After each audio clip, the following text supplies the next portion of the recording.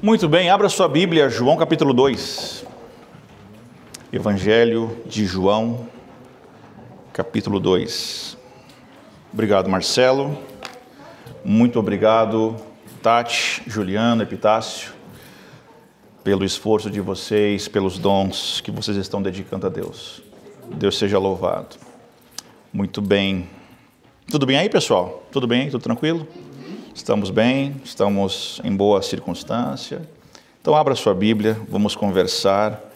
E eu não sei quais são as suas impressões, mas eu sempre, quando eu vou para a Bíblia, eu olho e penso, como que eu não tinha percebido estas coisas antes? Eu reconheço que a Bíblia ela é fonte inesgotável de conhecimento, de bênçãos para a nossa vida. Falávamos aqui no nosso encontro de oração, às quartas-feiras, começamos a última semana, da necessidade que nós temos de voltar às coisas simples do Evangelho.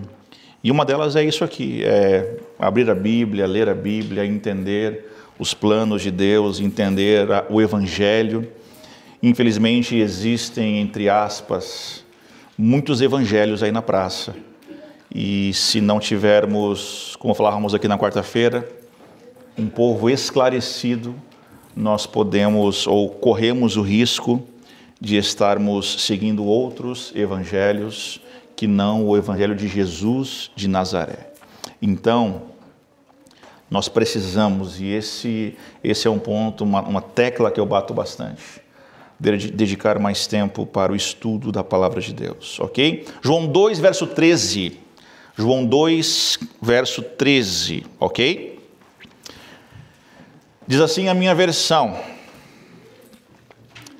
quando já estava chegando a Páscoa judaica, Jesus subiu a Jerusalém.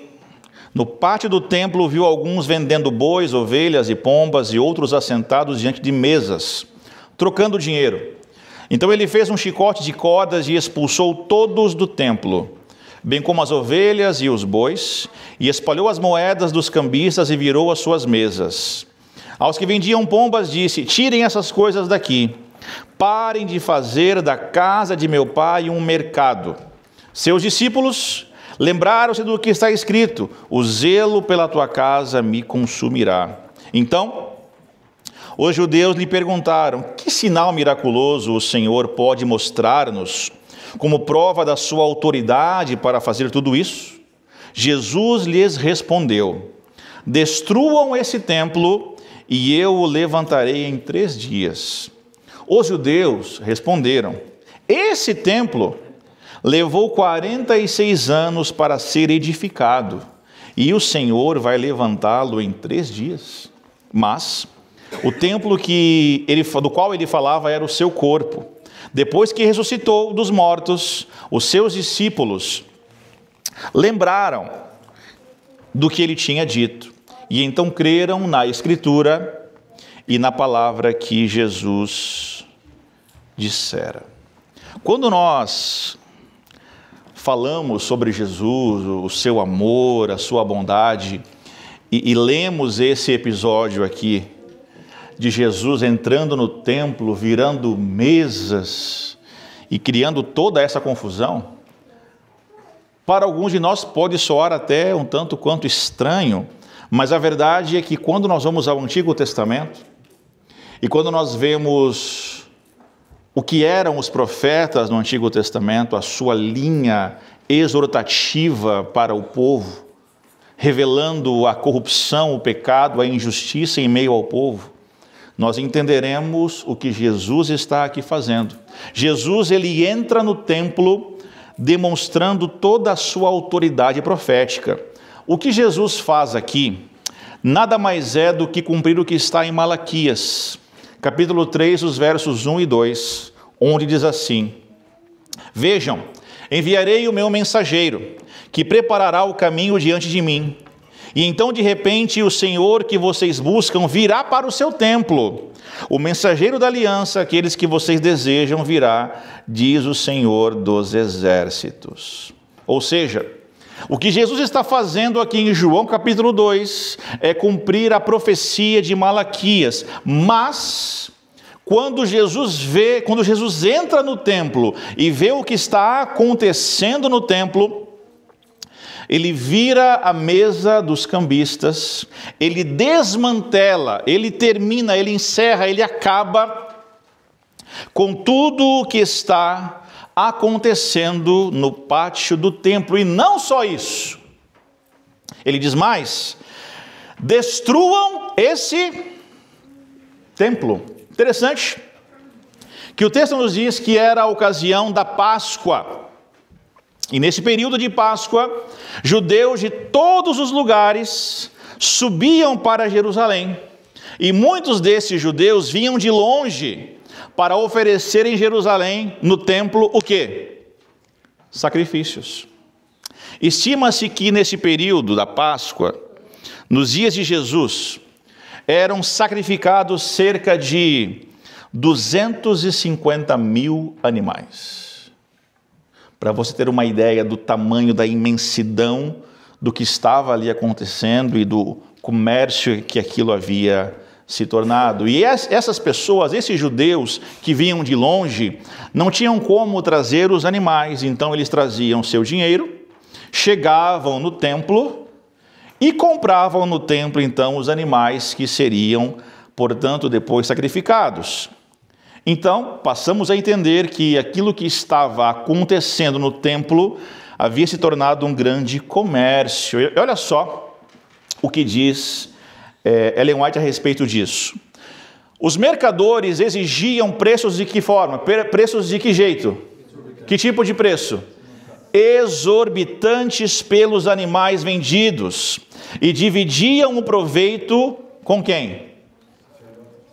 Com os sacerdotes e principais, uma verdadeira máfia, que enriqueciam assim, de que jeito?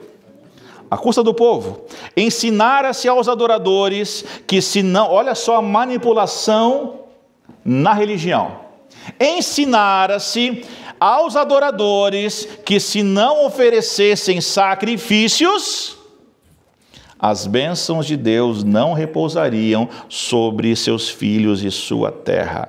Assim, era garantido elevado preço pelos animais. Porque depois de vir de tão longe, o povo não queria voltar para casa sem realizar o ato de devoção que ali o levara. Livro de Atos das Nações, página 100. A religião de Israel havia se tornado um mercado.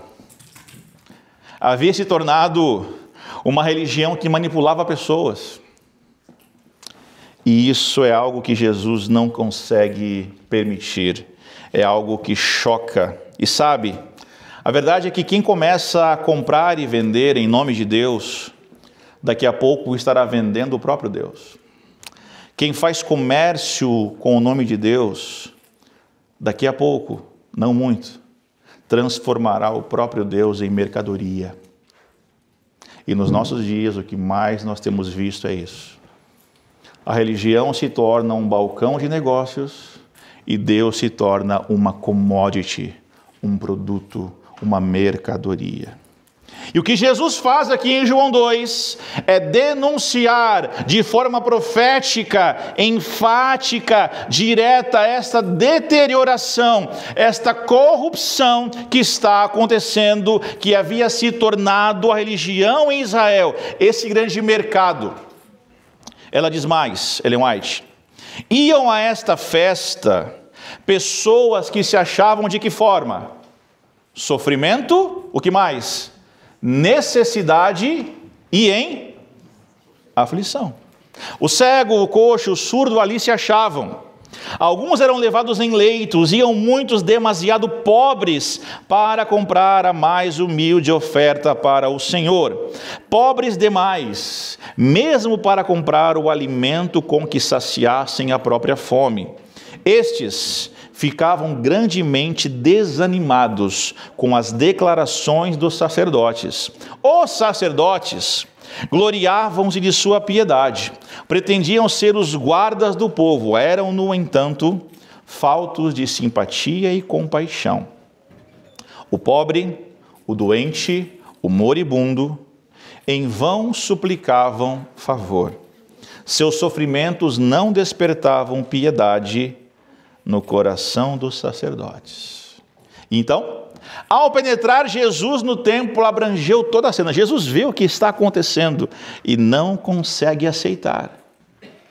Ela diz: viu as desonestas transações, viu a aflição do pobre, que julgava que, sem derramar sangue, não havia perdão para seus pecados. Viu o pátio exterior de seu templo convertido em um lugar de comércio profano. O sagrado recinto transformava-se em vasta praça de câmbio.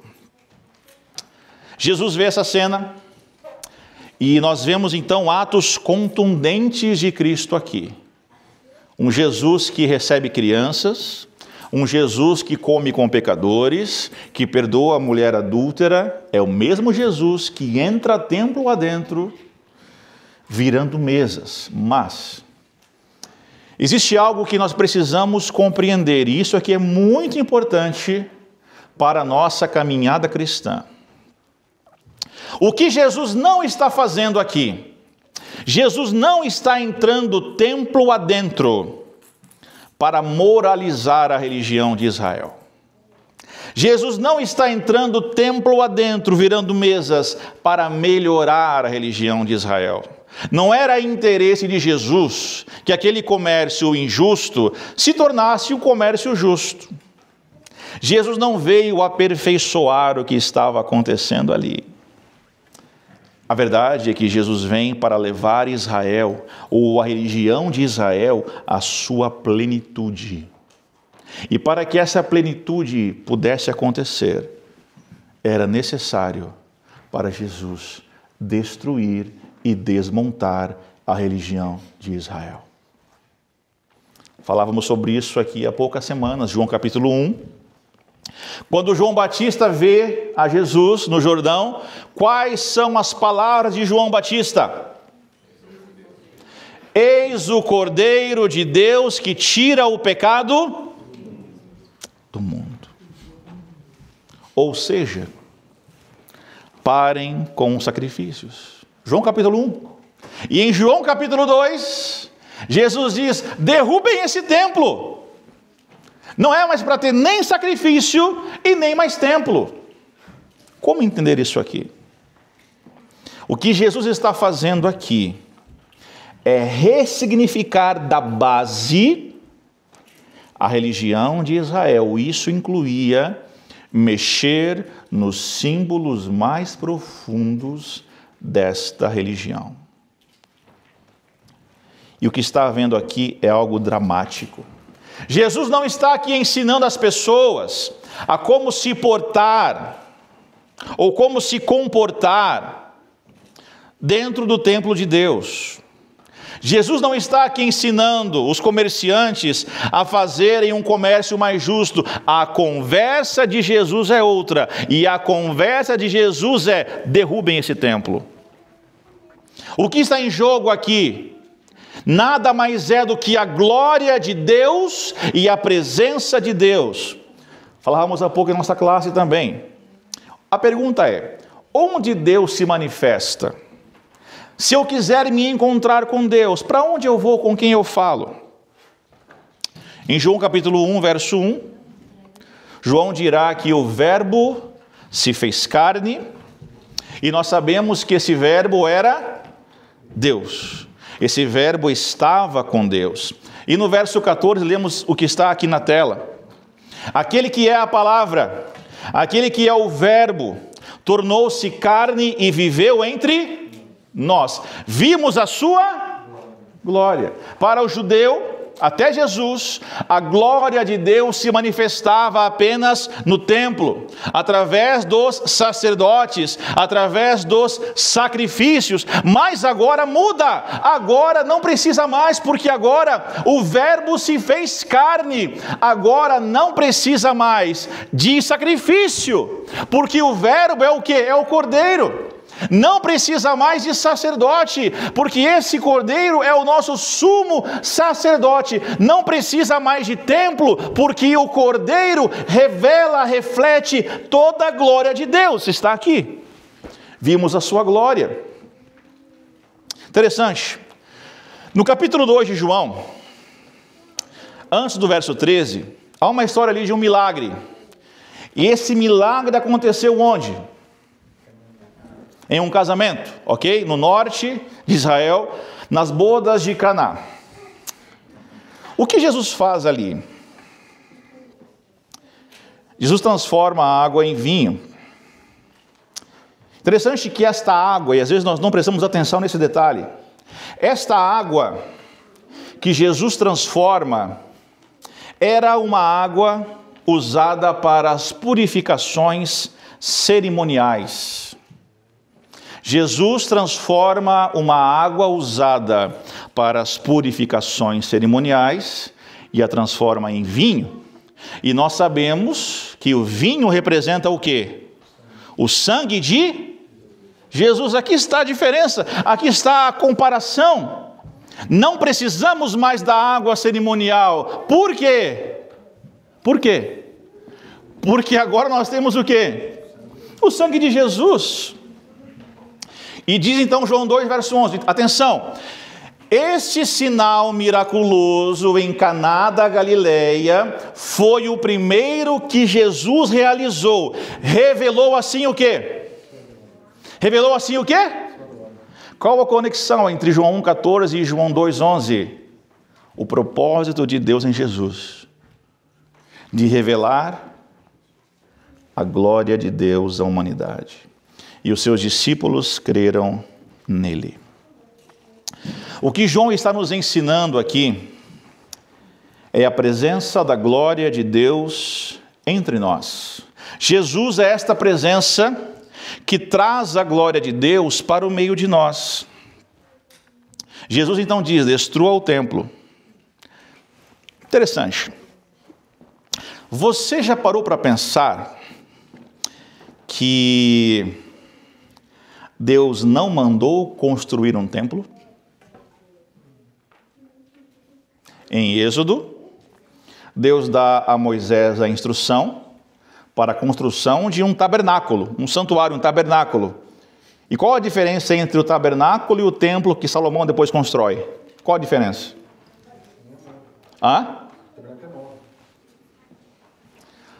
Quem teve a ideia de construir um templo? 1 Crônicas 17. Vá dizer a meu servo Davi que assim diz o Senhor: não será você quem vai construir uma casa para eu morar. Não tenho morado em nenhuma casa, desde o dia em que tirei Israel do Egito, mas fui de uma tenda para outra, de um tabernáculo para outro. Pergunta então Deus: por onde tenho acompanhado todo Israel alguma vez? Perguntei a algum líder deles, a quem ordenei que pastoreasse o meu povo: por que você não me construiu um templo de cedro? Deus não estava interessado em templo. Foi ideia de Davi. E Deus aceita, Deus permite. Deus assente em se revelar através desse templo, como foi com os reis em Israel. Era a vontade de Deus que Israel tivesse um rei? Sim ou não? Israel insiste e Deus dá, correto? Era a vontade de Deus? Era a vontade de Deus? Portanto, tenhamos cuidado com as coisas que nós pedimos a Deus. Ele pode às vezes dar. Samuel, se nós lermos, Samuel vai lamentar esse pedido do povo. A situação que estamos em João 2 não é simples. João Batista começa dizendo que Jesus é o Cordeiro de Deus que tira o pecado do mundo, ou seja, a partir de Jesus não era mais necessário o sacrifício de animais. Agora, imagine você essa cena. Chega você no templo e diz: ó, pessoal, a partir de agora, Cordeiro chegou, não precisamos mais de animais, de sacrifício. Olha, vocês podem ir para casa, arrumem outra coisa para fazer, arrumem outro emprego, porque esse aqui acabou. Imagina a confusão. O Cordeiro chegou, não precisa, termina. Sacerdote, volta, você agora não é mais. Volta para casa, mercador, vendedor de animal. Não precisa mais, acabou. O Cordeiro chegou. Dá para imaginar o nível de confusão? Aí Jesus vem e deixa a coisa ainda mais confusa, dizendo: derrubem o templo. Não é só o sacrifício que se encerra, é o local onde o sacrifício acontecia. E sabe, muita gente quando ouve isso, ouve e pensa: que Messias, que profeta é esse? Ele é estranho, ele é diferente das aspirações que nós tínhamos. Um Messias que chega dizendo para parar com o sacrifício, um Messias que chega dizendo para derrubar templo. Que coisa estranha! Jesus não veio moralizar, ele veio simplesmente acabar com o que estava acontecendo na religião de Israel. E você precisa ouvir isso aqui. Agora, não é mais com sacrifícios de animais, não é mais com a purificação das águas cerimoniais. Agora é através do sangue do Cordeiro. Amém? A glória de Deus não está mais no templo. A glória de Deus está em Jesus. E o texto nos diz isso.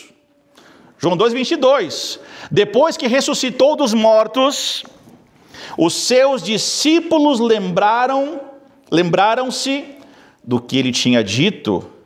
Então creram na Escritura e na palavra que Jesus dissera.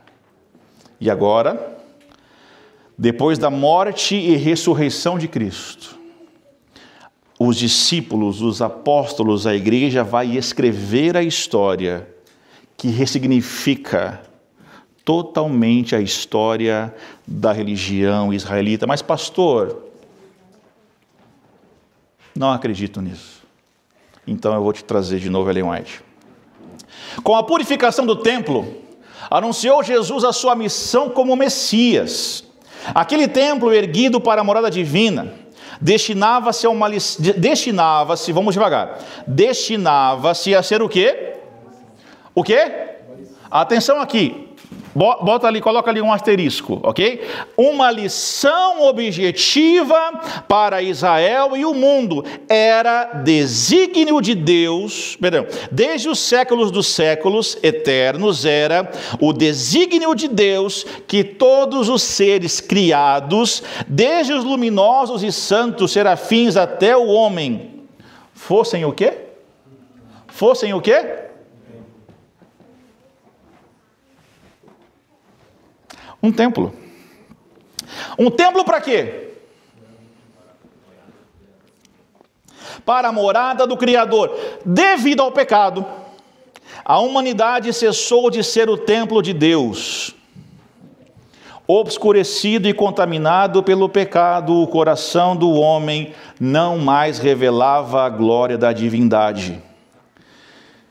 Pela encarnação do Filho de Deus, porém, cumpriu-se o desígnio do céu. Deus habita na humanidade e, mediante a salvadora graça, o coração humano se torna novamente o quê? O quê? Pastor, tá duro, pastor? Eu sei. Pastor, eu sempre entendi que templo é tijolo. Então, temos que ler a Bíblia. Ellen White também ajuda. Estevão, palavras de Estevão. Todavia o Altíssimo não habita em quê? Em quê? Minha versão diz, casas feitas por homens. Como diz o profeta, o céu é o meu trono, e a terra é estrado de meus pés.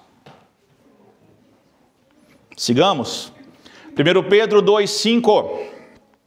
Vocês também estão sendo utilizados como pedras vivas de uma edificação. De quê? De uma casa. De que forma é esta casa? É de plywood? Essa casa é de quê? Uma casa espiritual.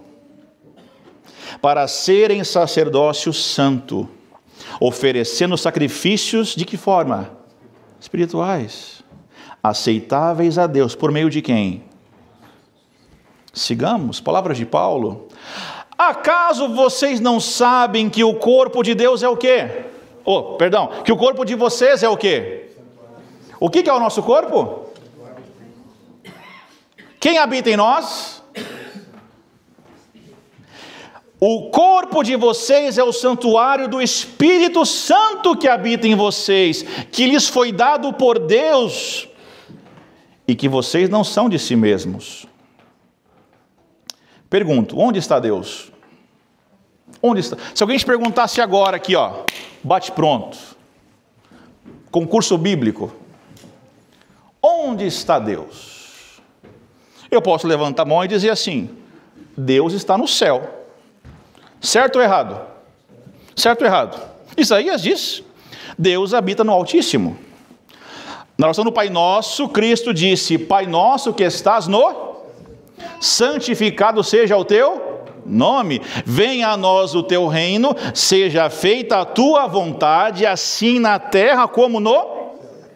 Então, se alguém aqui disser que Deus está no céu, é verdade. Correto? E Paulo dirá mais. Paulo dirá, nele, Atos 17, 28, nele somos, nos movemos e... Ou seja, aqui é uma outra ideia. Se você parar para pensar que o universo é criado por Deus, você passa também a entender, Breno, Júlia, que o universo é menor que Deus. Ou seja, Deus não cabe no universo. Ou seja, Deus está fora, porque Ele é maior. Então, se alguém disser aqui, olha, Deus não está só no céu, Deus está fora, porque Ele não cabe, Ele é além. O universo não consegue conter Deus. Olha, é um bom argumento, certo ou errado? Faz sentido. Poderíamos dizer, Deus está lá em cima, Deus está lá fora, tudo isso também é verdade. Mas nós não podemos nos esquecer que o Deus que está lá em cima, o Deus que está lá fora, também está aqui dentro. Nós somos o templo do Espírito Santo. É em nós que Ele habita. É conosco que Ele se relaciona. Cito o salmista aqui, Salmo 139, 1 e 2. Senhor, Tu me sondas e me conheces, sabe quando me sento e quando me levanto. De longe percebe os meus pensamentos. O Senhor nos conhece melhor do que nós mesmos. Amém? Aí vem Jesus. Então, o que Jesus está fazendo? O que é o Antigo Testamento? O que é a teologia de Israel, o santuário? Ellen White disse, e aqui eu reafirmo, nada mais é do que a pedagogia de Deus para o povo. Deus ensinando o povo. O Deus que está lá em cima, o Deus que está lá fora, também está aqui. O Deus que habita no mais alto sublime, também habita com o humilde e com o quebrantado de coração. O Deus que se manifestava nos sacrifícios, também é o Deus que se manifesta na sua e na minha vida. Amém? A realidade, a glória de Deus em sua plenitude não estava nem no templo, nem no sacrifício. A verdadeira glória de Deus se revela no Jesus de Nazaré. E João disse, nós vimos a sua glória. Jesus é a verdadeira glória de Deus. Portanto, parem de matar os animais. Derrubem o templo, pois agora Jesus veio para morar com vocês, amém? E Jesus não veio morar com cada um apenas. Ele veio morar em todos nós. Isso aqui é muito importante. A nossa caminhada com Jesus não é uma caminhada individual. Não é uma caminhada no eu. Sabia, quando nós oramos na igreja, nós não usamos a palavra eu. Por todas as vezes que nós oramos, oramos em favor do povo. Somos nós que estamos orando, não é o pastor que está, não é você. Somos nós, é o coletivo. Jesus se revela em nós, a nós. A caminhada do Cristo, ela é relacional. Na caminhada do Cristo, nós experimentamos de verdade quem é Deus. Outro dia, eu falava sobre isso, que se você quer ver a Deus, como Tomé queria ter as provas, se você quer tocar a Jesus, se você quer tocar em Deus, toque no próximo, toque no outro, toque no que chora, toque no que sofre, se conecte com as pessoas ao seu redor, porque Deus está também no próximo. E sabe, isso aqui não é opinião, não. 1 João 4, 7 e 8 diz assim: Amados, amemo-nos uns aos outros, pois o amor procede de Deus. Aquele que ama é nascido de Deus e conhece a Deus. E aqui temos talvez um dos textos mais poderosos, mais profundos e mais mal compreendidos de toda a Bíblia. Quem não ama não conhece a Deus. Porque Deus? Se você esqueceu ou esqueceu de tudo que eu disse até agora, só guarde isso aqui no seu coração. É suficiente. Cito o verso 12 também. Ninguém jamais viu a Deus. Esse é um quarto argumento. Eu posso dizer, olha, Deus está lá fora, Deus está lá em cima, Deus está entre nós, mas também ninguém viu a Deus. Também está certo. Mas, se nos amarmos uns aos outros, onde que Deus aparece? Onde que Deus permanece? Onde que Deus se revela? Onde? Se nos amarmos uns aos outros, Deus permanece em nós. E o seu amor está aperfeiçoado. Algumas pessoas aqui usam a palavra perfeito. E o seu amor está aperfeiçoado em nós. Deus é amor. E porque é amor, Ele é coletivo. O próprio Deus nos ensina isso. Porque Deus, Ele ao mesmo tempo é Pai, Ele é Filho e Ele é Espírito Santo. Sabe qual que é o nome disso? Comunidade. Deus é uma comunidade de amor.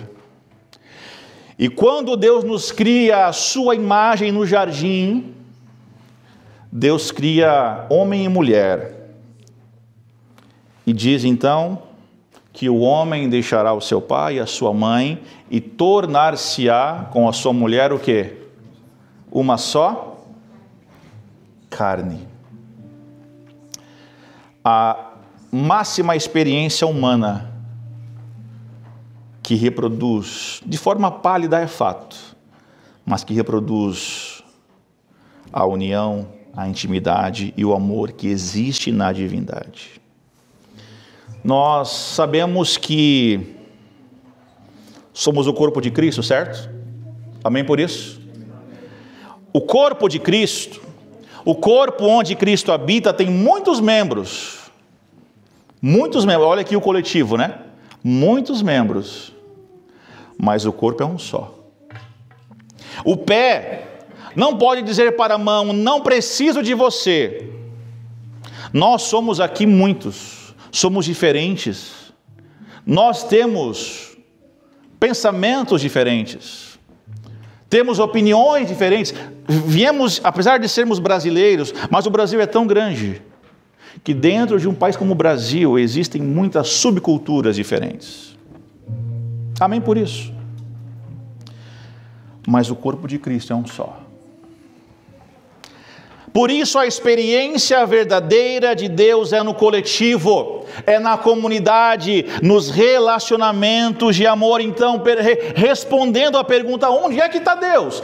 Eu quero encontrar Deus, eu quero a presença dEle, a glória dEle. Não tem mais sacrifício, não tem mais sacerdote, não tem mais templo. Então, para onde que eu vou? Para as comunidades de amor, para viver as relações de amor. Não temos mais sacrifícios, não temos mais o templo. Portanto, igreja, se hoje nós quisermos experimentar a glória de Deus, o caminho é um só. Se nos amarmos uns aos outros, não é o pastor falando, é quem? João. Se nos amarmos uns aos outros, Deus permanece onde? Em nós, e seu amor é aperfeiçoado em nós. Deus é amor. Esta é a maior verdade do Evangelho. E o caminho de Jesus é o caminho do amor. O caminho de Jesus não é o caminho dos rituais, das doutrinas, dos dogmas ou dos comportamentos morais. É a comunidade do amor, as relações de amor. Se amarmos uns aos outros, Deus permanece em nós. Que esta condição se torne uma realidade em nossas vidas. Que as pessoas vejam Jesus em nós. Que a nossa igreja veja Jesus em nós. Mas eu vou mais longe aqui. Que nossos filhos vejam Jesus em nós. Que a nossa mulher, nosso marido, possam ver Jesus em nós. Onde é que está Jesus? Aqui. Onde que Ele se manifesta? Aqui. Através de quem? Através de nós. Que esta glória se revele em nossas vidas. E que todos vejam em nós e em nossa comunidade, uma comunidade que de verdade é de Jesus. Não porque somos isso ou aquilo, não porque fazemos isso ou aquilo, mas porque nos amamos uns aos outros. Amém?